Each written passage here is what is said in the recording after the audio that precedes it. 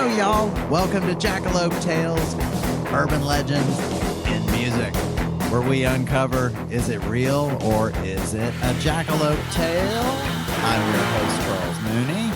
And I'm Lisa Umbarger. And Charles and I are founding members of the Toadies, and now we're podcasting.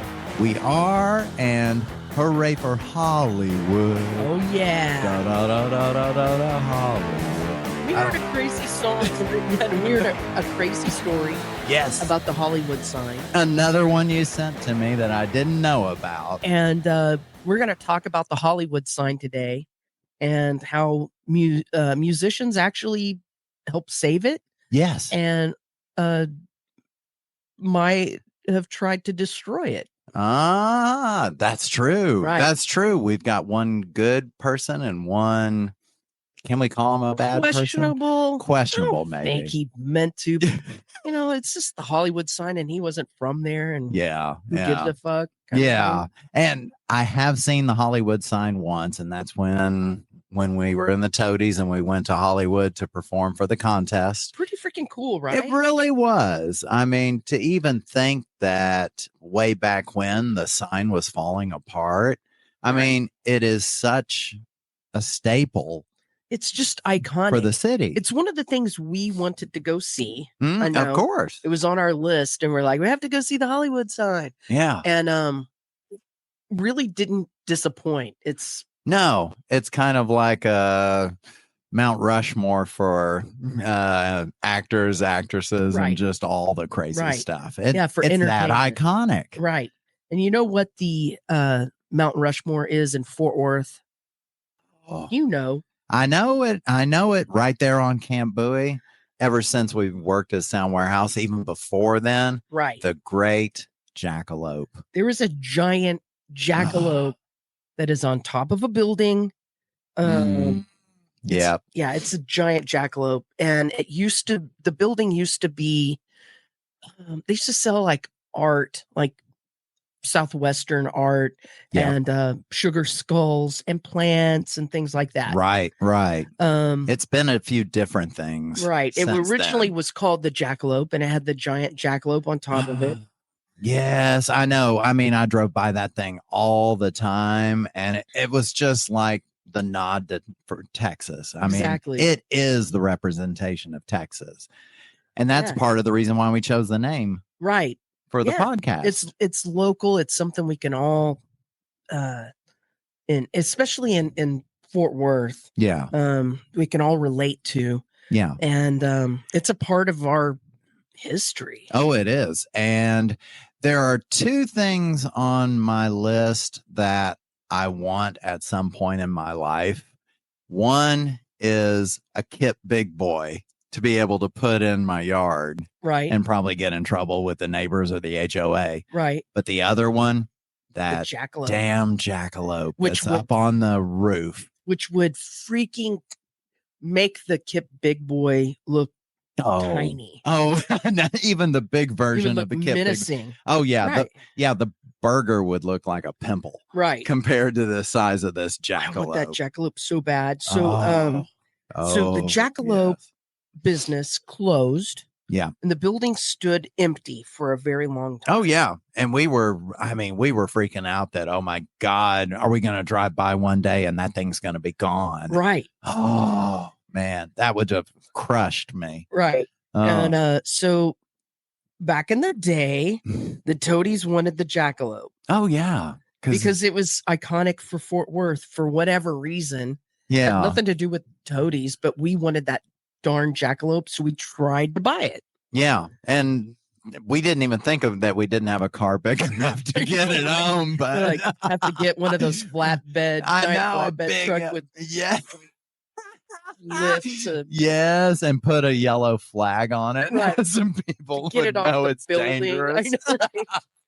Yeah, how are you going to get that darn thing off a building? It's withstood tornadoes. Yeah, but we knew we wanted the damn thing. Yeah, so we inquired about the jackalope because it was just sitting up there on top of the building. It needed to be painted.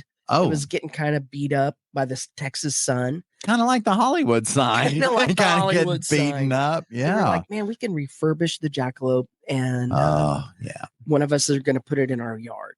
And it was tough finding the source of who owned that jackalope. Right. So the owner of the jackalope is none other than another iconic Fort Worth. Well, he's infamous Fort Worth, right? Oh, yeah. And he has a few Jackalope Tales going with him. But the alleged murderer, Colin Davis. Oh, that mansion that I used to drive by. Did you ever sneak in? Oh, God, no. Yeah. So, I'm a goody. My dad took us to sneak in. What? He took you? What a dad. And they have guards and shit. No shit. Yeah. And so one night, with flashlights, there was already a hole. My dad did not cut the hole in the fence. We went through the hole in the fence. Yeah. And snuck past guards. And there was some touch and go moments where we're like, oh, fuck, we're going to get caught. Y'all are like ninja style. Right. And we went in there and looked around, and it still had all the furniture in it. No. Yeah. They had a bowling alley, because we had heard about the bowling alley. I've heard about it. Yeah. Right. My aunt was friends with his daughter who was murdered. Yeah. And it was creepy. Wow. Had it been graffitied or anything? No. Okay. Because, so it was at this time it had not, because they still had the guards. Okay. But it'd been empty for a long time. Yeah. There had been nothing built on that land or anything yet. It was still just the huge open land and the mansion way up on the hill. And they hadn't built the restaurant, which, why would you put a restaurant in a place that some murders happened? Yeah. It's like, can I have the murder burger, please, on the side of that? With 2 shots of ketchup. Yeah. So we contacted we contacted Colin Davis about buying the jackalope. Oh God, yeah. We were serious. I mean, because it was on top of an abandoned building. Yeah. He likes to keep abandoned shit, I guess, because his mansion and whatever. Yes. True. Which, by the way, Colin Davis is still alive. You told me that is nuts. Weird, right? I kept looking for a death year, and it's like, oh my God, he's 90. What did I say? 91 or 92? Right. And he's still around. But that guy pushing off the date with the devil. I know he must have sold his soul to the devil, because he's lived that long, and he gave us hell trying to get the jackalope. Right. And he murdered people. I mean, allegedly. Courtney, Racehorse Haynes, that lawyer. But there was some questionable stuff. Go to a murder podcast and hear about the Colin Davis murders. Oh, yeah. And you'll get the skinny on that. But anyway, so the Toadies contacted an alleged murderer asking about the jackalope and or his people. Yeah. And through his people, we were given word that Cullen didn't like our music. Yeah, that's where Todd's lyrics of like the anti-religious. Okay, so a guy who's allegedly a murderer did not like our anti-Jesus. Or are not exactly anti-Jesus. It just wasn't pro-Jesus. Kind of like anti-organized religion. Exactly. Kind of stuff. Yeah. So he took, he did not like that. Just out of spite, I think. Yeah. Because we then even tried to have someone get it for us. Right.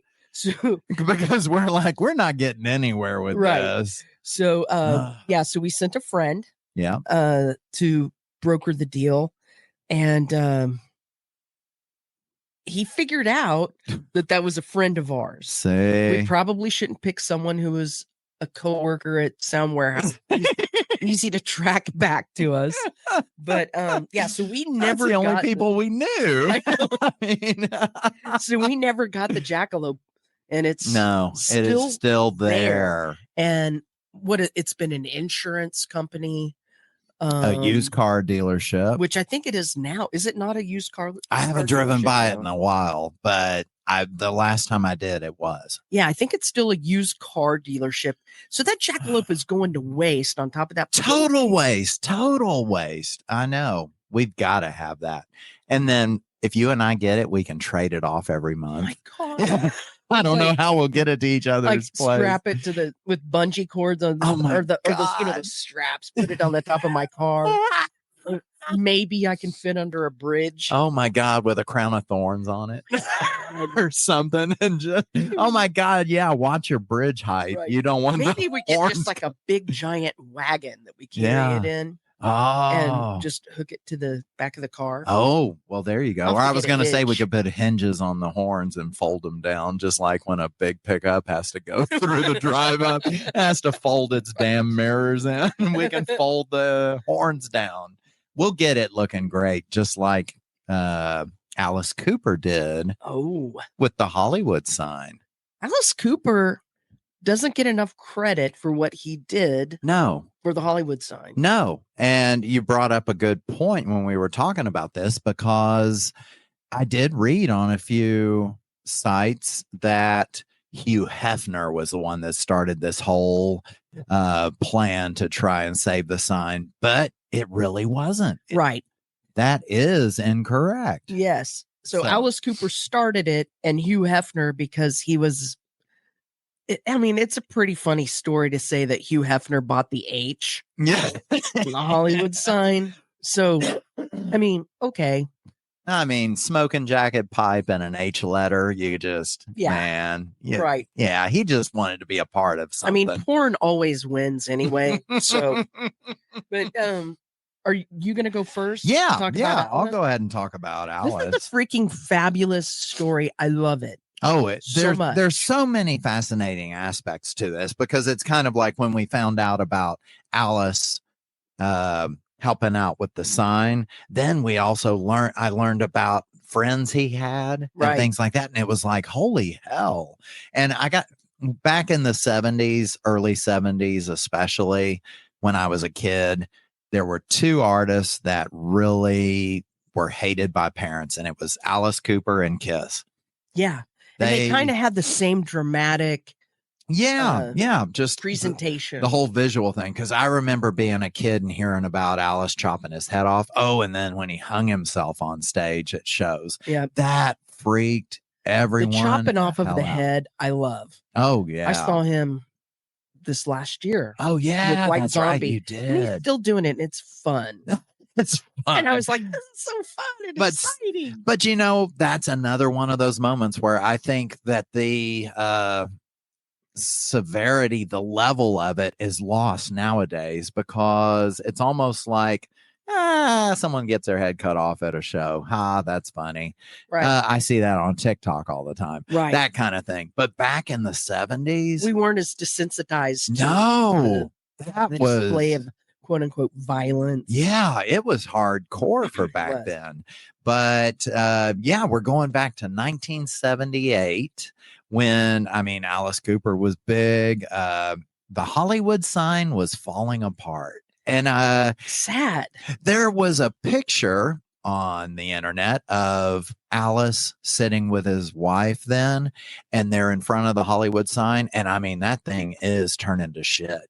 It's like the O had broken in half. I mean, things were really looking bad about it. Some of the letters had already slid down the hill. Oh, see? And it was graffitied. And it's like, wow, how did it get to that condition? I don't know. But Alice did say that the sign was falling off. Basically, it looked like something in an apocalyptic movie. And like we said, there was a friend of Alice's that really stunned me. Groucho Marx. I love this story so much. Oh, it's amazing, because what happened is he bought the first O in Hollywood for Groucho, because the way that they hooked up is they were neighbors in California. Mm-hmm. And so it's like Groucho had died, I think, in 1977.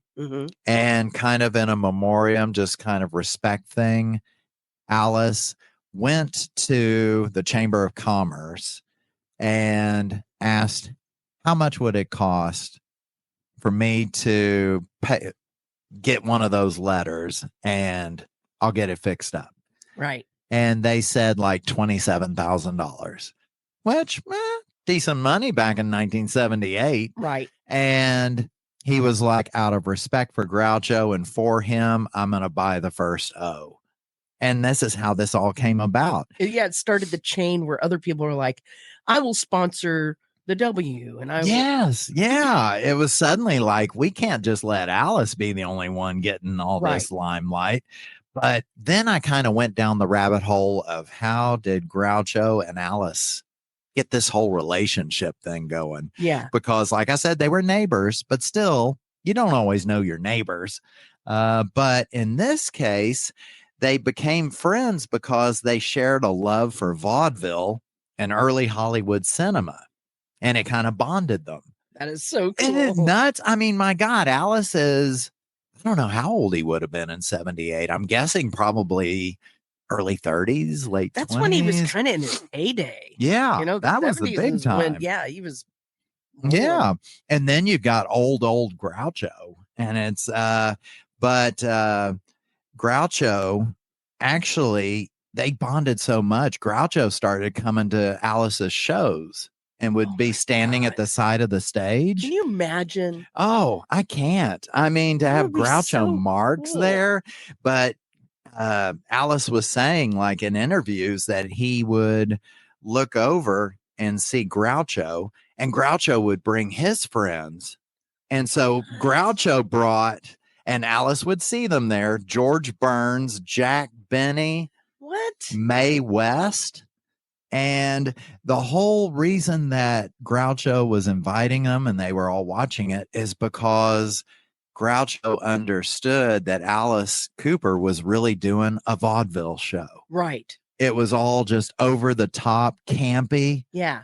And set to music that's modern music. Yeah. And here is the society just saying that Alice Cooper is from hell. He is causing all this danger through his stage situations and things like that. But Groucho's loving it. And so are the people he brings. Right. And they weren't shocked by it at all. They were just, they understood the vaudeville aspect. Cool. And that was what Alice was trying to do. It wasn't like he was trying to do this thing to cause everyone to go nuts. I mean, of course he wanted everyone to go nuts, but that was the point. It was vaudeville in a current day then. But then it's crazy because then it got to the point where as Groucho was getting older, he started to have insomnia. Yeah. And being the next door neighbor to Groucho would call Alice to come over because he'd be like, I can't sleep. Come on over. And Alice would go over and sit next to him in his bed with a 6-pack of Budweiser. And they would sit and watch old movies. And then after about 2 movies were done, Alice would look at Groucho, who was asleep with a cigar in his mouth. And the cigar's lit. Right. He would take the cigar out of his mouth, put it out, and then turn off the light and go home. And then a couple nights later, Groucho would call him saying, Alice, I'm having insomnia. Come over. And I wonder what movies they watched. I know that would be cool. Because I don't think Groucho just wanted to watch the old black and white ones. They're probably watching like Escape from New York. Shit, Oh man, getting into some of the real cool stuff, just the campy kind of things. I don't know. I'm gonna have to Google that and see. Maybe some Clint Eastwood movies. Yeah. No. There you go. The Good, the Bad, and the Ugly. They're all sitting there. Yeah. So wait, in the 70s. So this was. Yeah, this was 76, 77. Was there VCRs? I didn't have one yet, but so it's in the middle of the night. TV the rich people The rich people had VCRs, Right. I'm sure. Or Groucho had a film. Oh my God, yeah, film projector. stock. Can you imagine if he had like an old film style? Oh and, shit! You know, they're eating buttered popcorn just like in the old theaters. Now I bet you that's what they were doing, because TV went off at oh yeah, there would maybe 1 o'clock if you're lucky, right? But usually like around midnight, so there's no TV, no cable. Oh, so if you're watching old movies, oh man, watching movies with Groucho, and that would be fucking cool. Oh God, that would be. Now another thing I kind of glanced at information wise about Alice Cooper is he had an amazing array of friends. I mean, this guy, I mean, it's crazy because, I mean, he had this major drug addiction back in the 70s. He was hanging out with all these people. Now and now he plays golf. He's a real good golfer. Yeah, he's golfing, you know, Tiger Woods out there, like, golfing, wearing golf shirts. I know. It's what the fuck? Oh, yeah. But looking at the people that he was friends with, I saw pictures of him with John Lennon, Andy Warhol, Keith Moon, John Belushi, Glenn Campbell. Glenn Campbell was one of his best friends. All right, I'm in. I would love to be a fly on the wall and go back and hang out with Groucho. Oh my God. Like Groucho and Glenn Campbell. And Alice was even friends with Salvador Dali. Oh. And it's like, holy hell, and I'm telling you, it's just like all these people really respected his pushing the envelope and doing the whole vaudeville kind of stage thing. His art. It's like Alice had an old heart and was able to connect with all these people just for that aspect. Right. So I think it's very cool that Groucho saw it for what it was as well. Right. So I've always thought that Groucho was a phenomenal person. Oh, I think he's a great comic. Genius. Yes, Marx Brothers. Oh my God. Yeah. Yes. All of them, but Groucho especially. Oh. And it makes me understand him on a deeper level to go, wow, this guy understood something that people of his generation were throwing away. Yes, that's a very good And he point. stayed young. That's why he did so well, I think. He could open his eyes and just appreciate something that was art. So I love that. Oh, it is such a cool story. So yeah, that's Alice. I mean, props to him. And damn, he's still touring. Yeah. How did he sound vocal wise? Sounded good. Really? Yeah. Oh, I mean, you know, there were parts where you're going, you know, listen, what is hey, 70s? He's got to be mid 70s. Yeah. I don't know. And but he's still doing the same shtick. He's got all the players around him are super young, which are cool. Yeah. You know, so it keeps him young, but he still, you know, does the snakes and chops his head off. Yeah, that's great. Yeah, it was great. Total respect for Alice Cooper. I think not the biggest fan. I haven't really listened to his music actually, but for a person, hell yeah. I know the stuff that was on the jukeboxes at my parlors, God, right? yes. School's out. Oh my God. But what was really funny is when I saw him live, I knew more of his music than I thought I did. Whoa. So I was like, okay, all right.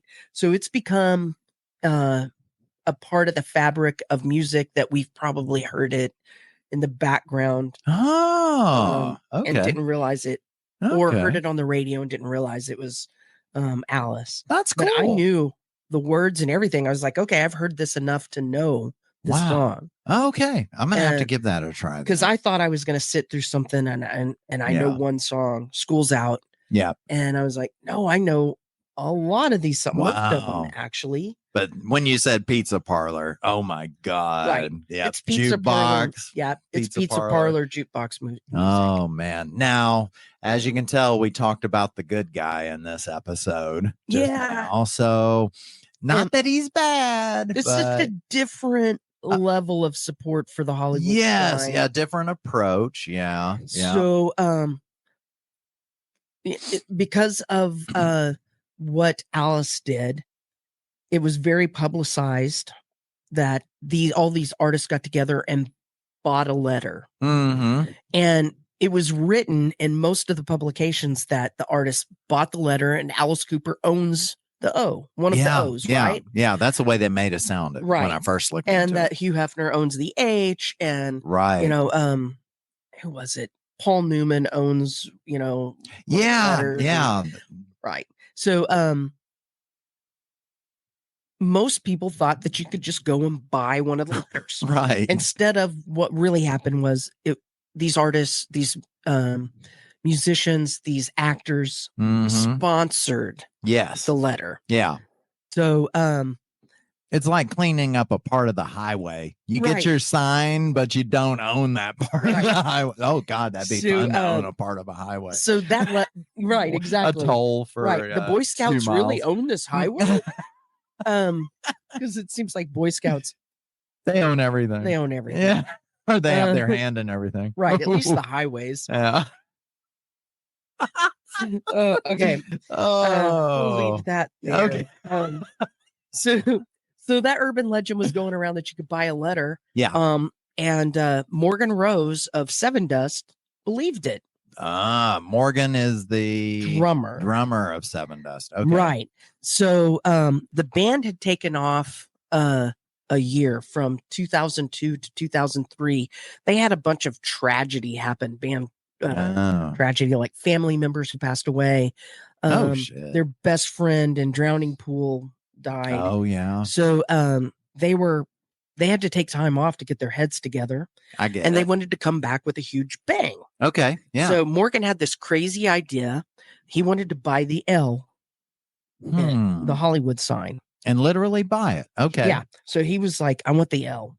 And so he investigated on how to buy it. He went to the city of LA, went to the Chamber of Commerce. Yeah. And that's when he found out that that's an urban legend. You really cannot buy a letter. Yeah. That it was sponsored. And after the initial sponsorship, the city of LA has coffers that they dip into to take care and maintain the sign now. Yeah. So and they have fundraisers. It behooves Hollywood to have the Hollywood sign. Oh my and they know it now, right? Like, Tom Cruise is like, that bitch better stay up there. I helped build it. Yeah. So it looks like my teeth. Yeah. I don't know how that means that. But something. Okay. Yeah. Because those are chiclet teeth, man. Oh, have you ever seen the sidetrack? But have you ever seen how his front tooth is actually in the middle of his mouth? No. Google it, people. So it's like got one giant, like the two teeth that should be side by side. One of those is dead center in the mouth. I'll show you later. So Google it, people. You'll never see them the same way again. No one wants to see that. But anyway, chiclets. Yeah. Some cruise chiclets. Okay. So Morgan was not only frustrated by it because he believed this, and had this great idea that he wanted to do some kind of publicity stunt for his new album, or the band Sevendust's new album. Okay. And it was falling short. But the people in the city of LA, the Chamber of Commerce, laughed at him. Oh. Dumbass. Yeah. Man. So he was a little embarrassed and was like, fuck these guys. Yeah. So he and some of his buddies were out drinking. Sunset. Okay. Had some drinks, and he's like, you know what? I tried the right way and it got stumped. Let's go and do something different. Let's go fucking get the L. That sounds like an 80s movie where it's like the kid's been humiliated in high school. He goes home and then drinks, and then he's... Because here's his idea.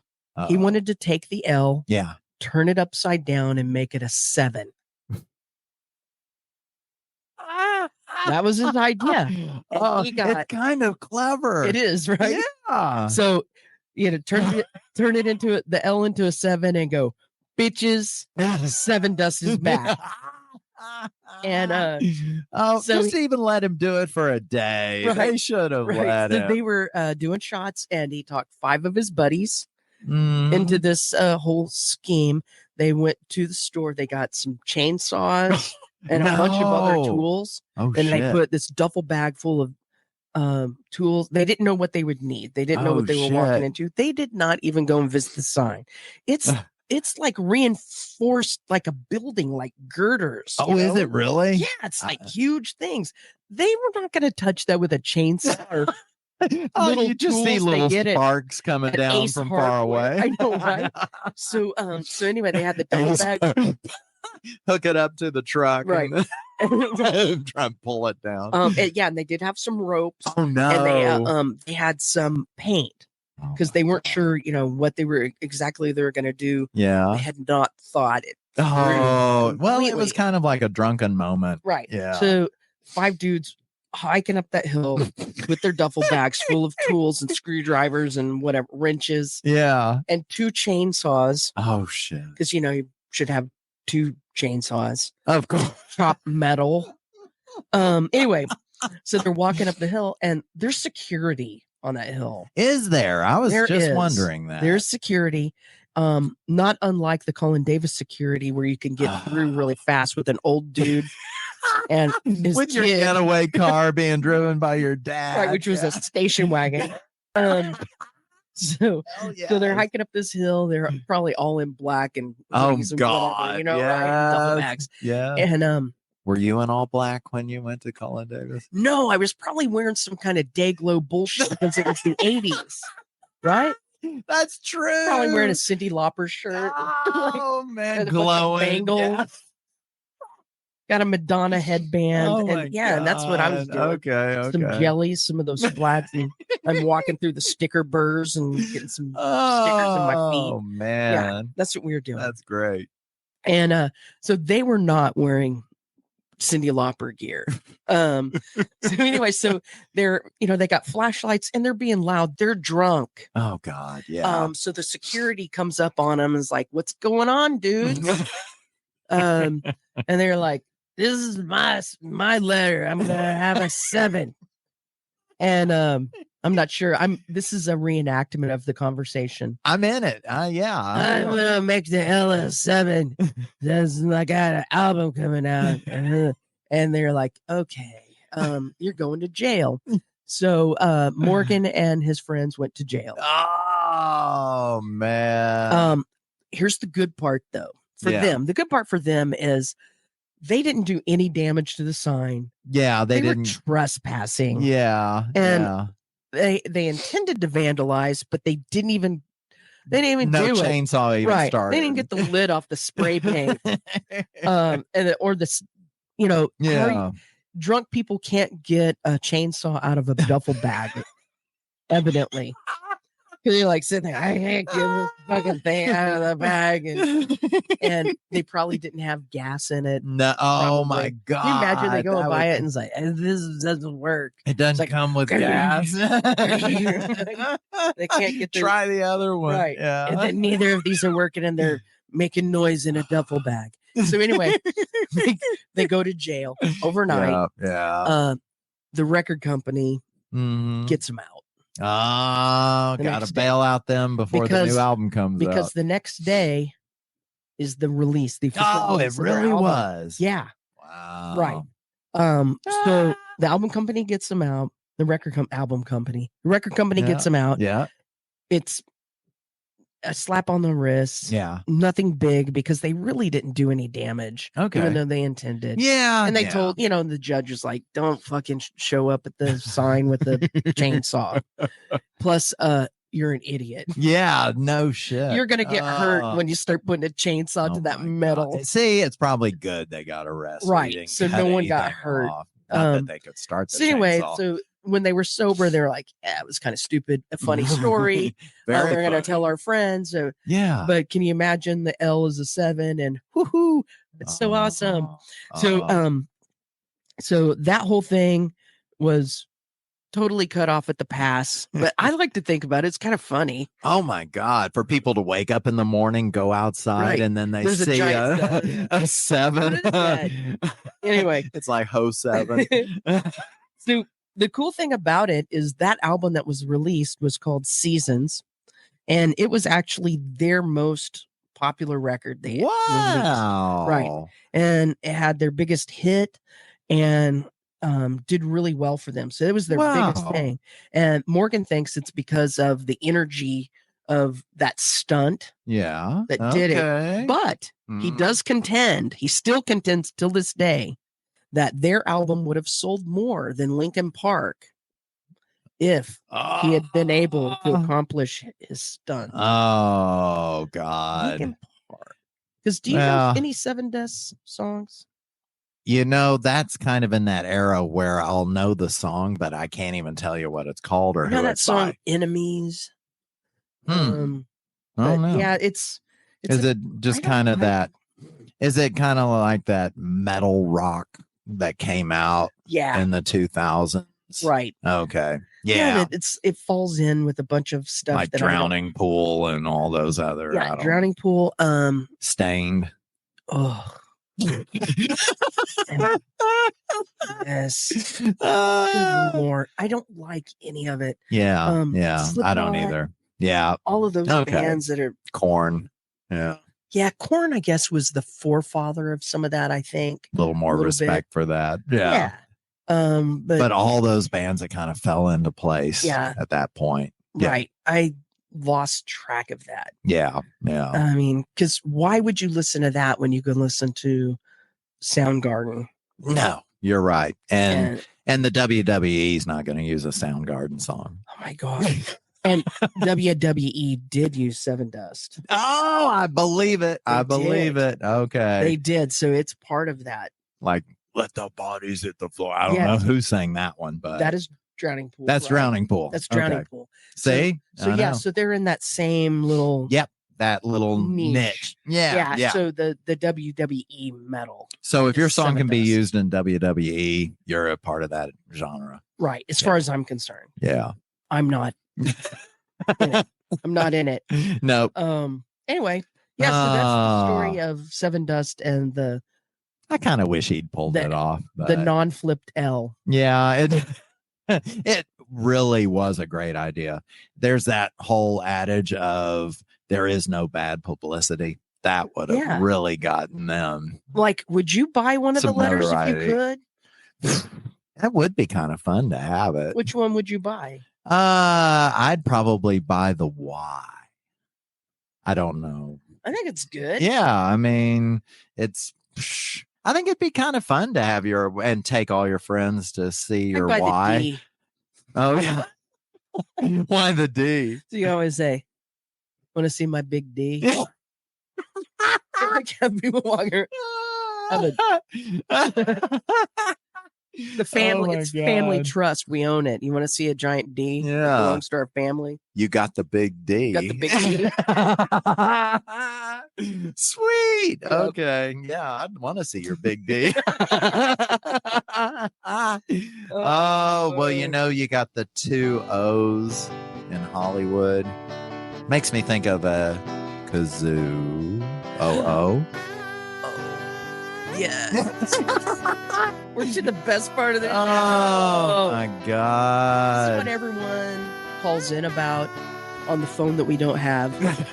They pass forward through all the other stuff just to hear the Kazoo song come on. To hear the jack phone. Like the jack phone. The Lope phone. Right. To hear the 1-star reviews of music, musicians, albums, concerts. Yep. People had an opinion about something. It wasn't the best opinion, but they shared it, and we dive into that trash bin of 1 stars and see what we come out with. All right. So, I got a Lone Star salute. Oh. It's from Wild Silas. Okay. And Wild is reviewing Sevendust's self-titled album. Okay. And he titled this review "The Pinnacle of Derivative New Metal." Ooh. New spelled N-U. Yeah, of course. Right? Of course. So Wild says, if you like songs that have the same structure, riffs, and subject matter, this album's for you.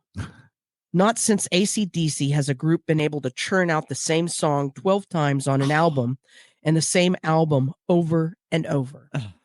Wait. Don't pull AC/DC. Don't diss this little bitch Silas. Yeah. Shut up. No, that's apples and oranges. Yep. Come on. And he needs to shut it. Yeah. So he goes on to say, and the whole thing is discredited now, but many of the bands influenced by Sevendust are great. See, there you go. And they have a few gems here and there, but ultimately, it's like Mexican food and Linkin Park. They have the same 3 ingredients, 20 or so ways of rearranging them, slap a different name on it, and voila. I'm sure Clear Channel loves these guys. Okay, so he dissed AC/DC. Oh, yeah. And he dissed Mexican food. This guy must be British. Yes, no kidding. Screw he is him. Oh, he is. And now I feel like I need to go listen to Sevendust because this guy's a jackass. Oh, yeah. We still probably won't like Sevendust, but don't even put AC/DC on Sevendust. Oh, what? My God. No. Mexican food's not 3 ingredients arranged 20 different ways. Oh, no kidding. I love to listen to Let There Be Rock and eat tacos. Bitch hasn't had carnitas. Oh my God. Oh, man, shit. Yeah. Oh, please. Thunder. Oh my God. Trap. Yum, yum. Oh, this guy. No, anyway, total disrespect for the wrong things. So, but mine is an Alice Cooper review, and it's for his album, his very early one, Love It to Death. And it was interesting because the name of this reviewer is Sugar and Spice. So I wouldn't see Sugar and Spice buying an Alice Cooper album, but Sugar and Spice goes on to say, impulse purchase just for a trip down memory lane. It was a bad trip. Bad music, almost sounding like cult worshiping music. Probably has one of the Alice Cooper probably has one of the worst voices in the business. As to I'm 18 being the anthem for a generation, I think I'll stick with All Right Now by Free. At least Free made good music on a very sophisticated level. Jethro Tull at least had the flute thing going on. Bitch. Look at this. They're really slapping some stuff going on with yours and mine. There is nothing redeemable about this album whatsoever. Just a total waste of money. No creativity, no imagination. Basically music that I really have nothing to relate to in. Just boredom, period. And see, it's like the band Free. I only know the song All Right Now. I don't know anything else. Song. Oh, it's good. Yeah. Sophisticated? No. Yeah, just straight up really. 70s rock. I mean, yeah, it's the 4/4. You know what? You can add cowbell to it. Think about it. Okay. Oh my God. Baby. Oh my God. Right? Yeah. Anything you can add cowbell to, it's probably not sophisticated. I'm just saying. No. That's my rule of thumb. I could be wrong. Prove me wrong. Okay. I'm gonna have to apply. Cowbell, yeah. Not sophisticated. It is okay. Maybe some good sing-along music. Okay. I don't hate that song. You can't add cowbell to the Lone Star Salute Kazoo song. See? Right, so that's sophisticated. Too complicated. And 18, you can't add no. Wouldn't sound good. No. Okay, I love your AC/DC. Can't add a cowbell. Oh, hell no. Fuck it up. I like your cowbell test. Right, that's the cowbell test. Okay. It did not pass the cowbell test, and so Sugar and Spice is wrong. I mean, both of these are there were very many bad things about those. Right. Two Maybe they reviews. should get together and come up with their own little messed up pity system. party crap music. Yeah, right. Club. Yeah, slam Mexican food and AC/DC and worship free. Yeah, I bet you Sugar and Spice didn't even know about spices. Yeah. Bitch thinks toothpaste is spicy. Wintergreen. I don't like you. Oh, all right. I don't like it. Yeah. Well, you can't put the cowbell to this song either. No, we're at the happy ending. That's right. So there are what we alluded to it earlier. There are a lot of urban legends and Jackalope Tales about the Hollywood sign. Yeah, it really is cool. Most of them don't involve musicians. We found two really cool ones with musicians. Very cool stories about it. Most of them are Hollywood signs, like people who didn't make it in Hollywood and went and killed themselves. Right. Can I say that on the thing? They went and we don't unalive themselves at the Hollywood sign. You know, like yes.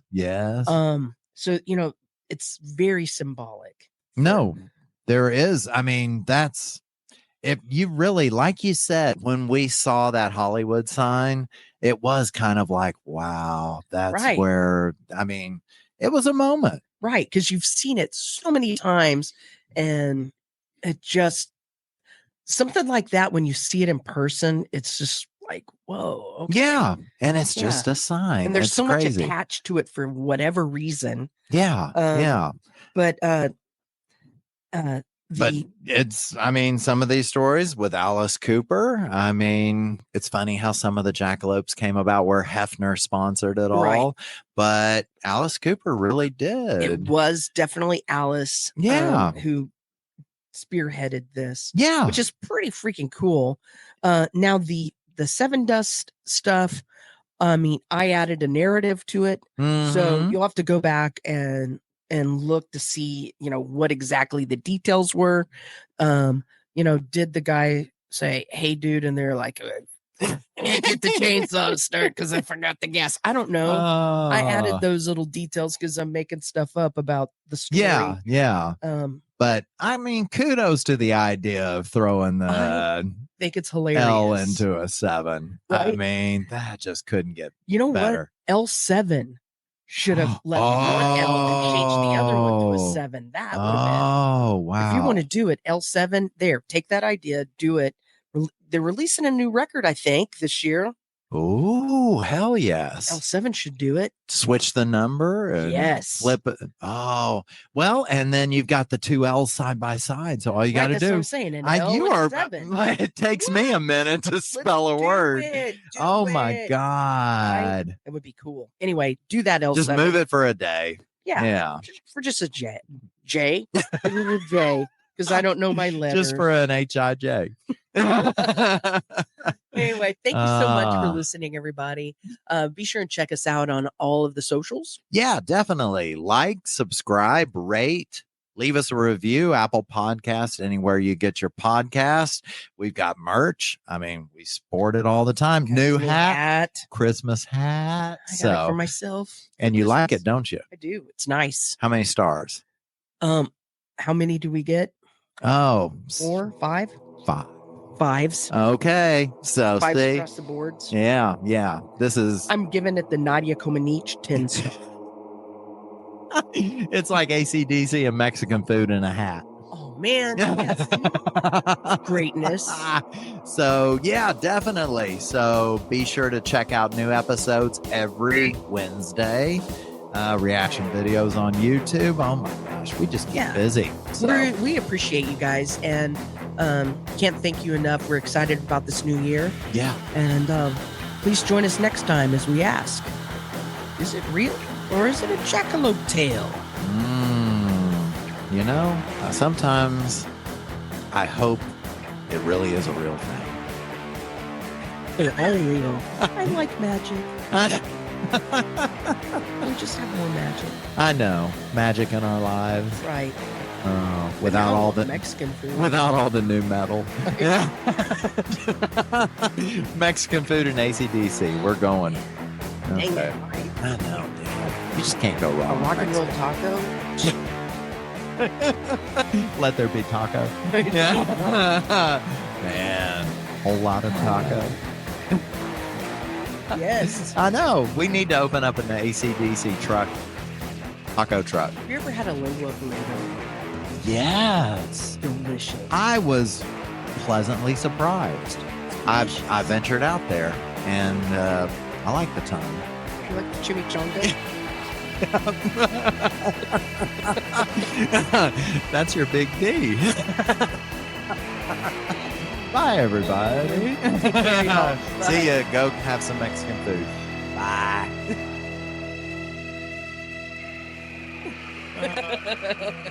That was a good